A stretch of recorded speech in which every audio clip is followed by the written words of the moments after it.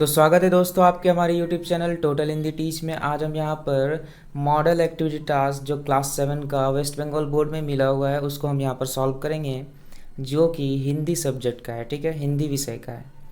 तो चलिए वीडियो को स्टार्ट करते हैं। और वीडियो को स्टार्ट करने से पहले मैं एक और चीज़ बता देता हूँ कि इस वीडियो में जो हिंदी सब्जेक्ट का पार्ट 1 और पार्ट 2 दोनों मैंने ऐड कर दिया है। ठीक है, तो वीडियो को पूरा एंड तक देखिएगा और आपको एक ही वीडियो देखने से आपका हिंदी सब्जेक्ट का पूरा मॉडल टास्क कंप्लीट हो जाएगा। ठीक है, आप वीडियो के लास्ट में आप सबका स्क्रीनशॉट ले लीजिएगा। अभी चलिए फोकस करते हैं वीडियो पे। तो पहला नंबर क्वेश्चन क्या है, एक सेकेंड। पहला नंबर क्वेश्चन क्या है कि कृष्ण ने किसकी लाज बचाई? तो कृष्ण ने द्रौपदी की लाज बचाई। तो देखिए यहाँ पर जो हाईलाइट किया वो वही आंसर है। ठीक है, दूसरा नंबर क्वेश्चन है राजा हरिश्चंद्र किसके यहाँ काम किए थे? तो राजा हरिश्चंद्र जो थे वो डोम के यहाँ काम किए थे। डोम एक क्या बोलेंगे, डोम एक प्रजाति शायद जिसको बोला जाता है डोम। ठीक है, उसके बाद तीसरा नंबर क्वेश्चन यानी ग नंबर क्वेश्चन क्या है कि मैं एक मैंने सोचा यह बड़ा विचित्र आदमी है, किसने किसके विषय में सोचा? तो यहाँ पर आंसर क्या होगा कि लेखक ने विद्यार्थी के विषय में सोचा। यहाँ पर आदर्श विद्यार्थी बोल के एक चैप्टर है जिसमें से ये सवाल को लिया गया है। ग नंबर क्या है कि मीरा किसकी भक्तन थी? तो मीरा जो थी वो कृष्ण की भक्तन थी। सिंपल सा है। कृष्ण के होठों पर क्या सुशोभित हो रहा था? तो कृष्ण, सिंपल सा सभी को पता है कि बांसुरी बजाते थे, तो बांसुरी सुशोभित हो रहा था। अब आते हैं थोड़े से लॉन्ग क्वेश्चन पे जो, तो देखिए आप इस वीडियो को देख लीजिए या मैं वीडियो को इस क्वेश्चन को पढ़ ही देता हूँ। कवि मातृभूमि की सेवा कैसे करना चाहता है? तो कवि जो है वो मातृभूमि की सेवा करने के लिए संगठन बनाने की बात करते हैं। बल बुद्धि विद्या के माध्यम से धन प्राप्त कर सकते हैं तथा इस धन को प्राप्त कर अपने देश में लगाना चाहिए ताकि हमें ज्ञान का दीपक जले और हम धर्म को ना छोड़े। यहाँ पर धर्म और विद्या और धन सभी को इम्पोर्टेंस दिया जा रहा है और सबको संगठित करके यानी सम्मिलित करके आपको अपने देश के लिए सेवा में, मतलब सेवा के लिए उसको यूज़ करने बोला जा रहा है। ठीक है, हमें अपने वतन के लिए हर वक्त तत्पर रहना चाहिए। सही में हम लोग वीरों के संतान हैं। हमारी वीरता की कहानी सुनकर दुश्मन भी कांप उठे। हमारे शरीर में जब तक रक्त की एक बूंद रहे तो हम लोग अपने देश की सेवा करते हैं। सही बात है, कवि तो बहुत अच्छा बोला है। चलिए उसके बाद आदर्श विद्यार्थी को देखते हैं। तो आदर्श विद्यार्थी कहानी को संक्षेप में लिखना है। तो आदर्श विद्यार्थी कहानी को आप पढ़ लीजिएगा बहुत अच्छे से। अभी यहाँ पर सिंपल सा स्क्रीनशॉट लीजिए और इसको सॉल्व करिए वरना वीडियो बहुत ही लंबा हो जाएगा। ठीक है, उसके बाद आते हैं चलिए नेक्स्ट क्वेश्चन पे। चौथा नंबर पे आपको कुछ व्याकरणस दिए हुए हैं, आपको इसको सॉल्व करना है। ठीक है, तो व्याकरणस बहुत ही ईजी है, इसको सॉल्व करना कोई हार्ड नहीं है। चलिए पहला नंबर 4 नंबर क्या है कि विलोम शब्द करना है, विलोम शब्द। ठीक है, एंटोनिम्स जिसको इंग्लिश में क्या बोलते हैं, एंटोनिम्स। तो चलिए पहला है अधीर। तो अधीर क्या क्या हो जाता है, धीर। अशिक्षित, अशिक्षित का सिंपल सा है शिक्षित। निर्बल का सबल हो जाएगा। स्वदेश का विदेश हो जाएगा और उत्थान का पतन हो जाएगा। ठीक है, ये बहुत हार्ड नहीं है, बहुत ईजी है। उसके बाद वाक्य बनाने बोल रहा है, 2-3 शब्द 5 शब्द दिया हुआ है और उसका वाक्य बनाना है। व्यवसाय, तो व्यवसाय यानी होता है बिजनेस। तो अब मान लीजिए 2 दोस्त थे, बिजनेस स्टार्ट किए, तो रोहन एंड श्याम क्या हुए, व्यवसाय शुरू किए हैं।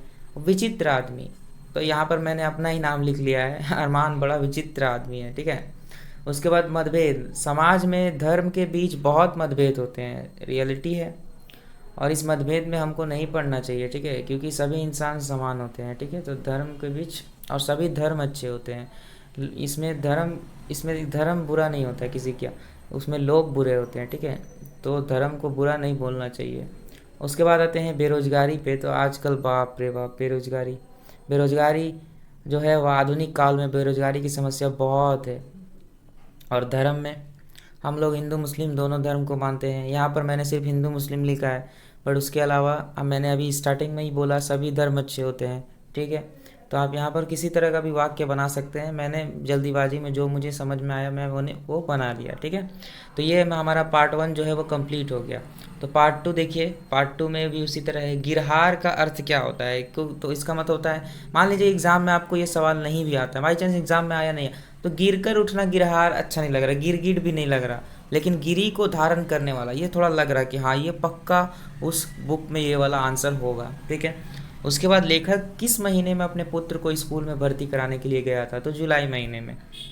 कवि ईश्वर से क्या प्रार्थना करता है? कवि ईश्वर से यह प्रार्थना करता है कि संगठन बना रहे, संगठन यानी ऑर्गेनाइजेशंस या जो इकट्ठापन जो हो वो बना रहे। सरदार वल्लभ भाई पटेल कौन थे? तो सरदार वल्लभ भाई पटेल एक क्रांतिकारी नेता थे। ठीक है, अब आते हैं कुछ शॉर्ट क्वेश्चन ही है 2 नंबर का। बसो मेरे नैनन में नंदा लाल, ये हमारे कृष्ण के बारे में बोला जा रहा है कि पंक्ति में कवि और कविता का नाम क्या है? तो ये जो कवि का नाम क्या है? मीराबाई, और कविता का नाम क्या है? मीरा के पद। ठीक है, बहुत इजी है। तीसरा नंबर क्या है कि भाई ईमानदारी से पैसे कमाने में कुछ शर्म नहीं है, ये एक लाइन है। ये बोल रहा है कि यह किसने कहा, और लेखक का नाम बताओ। तो आदर्श विद्यार्थी ने, जो आदर्श विद्यार्थी का जो कहानी है उसमें ये आदर्श विद्यार्थी ने अपने दोस्तों से ये बात कही थी, और लेखक का नाम क्या था इसमें? विश्वभर नाथ शर्मा कौशिक, ये उनका नाम था। ठीक है, 4 नंबर पे आते हैं। देखिए यहाँ पर भी क्या हो गया, व्याकरण कुछ दे दिया गया है। तो व्याकरण आप देखिए, पर्यायवाची शब्द दिया हुआ है, यानी यहाँ पर इंग्लिश में इसको बोला जाता है साइनोनिम्स, यानी साइनोनिम्स में अब यहाँ पर देखिए नंदालाल, नंदालाल में इसका साइनोनिम्स क्या होगा? कृष्ण और श्रीधर। आप लोग सुनते होंगे, बहुत सारे ऐसे धारावाहिक है जिसमें आपने सुनते होंगे कि ये सब नंदालाल के 2-3 और नाम है।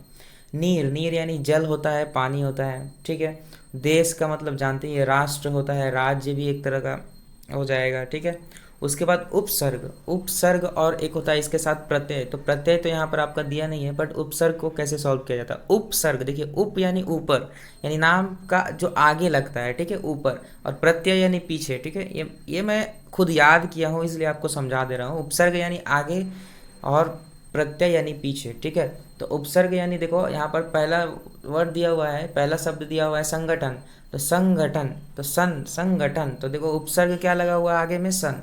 उसी तरह सूजन, ये तो आसान है, सु और जन, मूल शब्द इसमें जन है, और सु मेरा क्या है? उपसर्ग है। असाधारण भी बहुत इजी है, अ मेरा हो गया उपसर्ग, और साधारण क्या हो गया?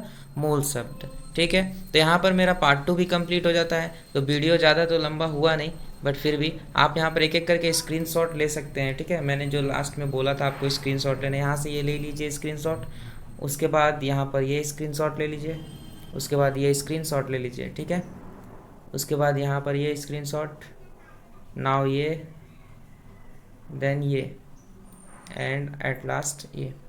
ठीक है, तो चलिए वीडियो को यहीं पर ख़त्म करते हैं। अगर आप वीडियो पे नए हैं तो वीडियो को सब्सक्राइब करिए, क्योंकि नॉट सब्सक्राइबर्स बहुत है मेरे वीडियो में।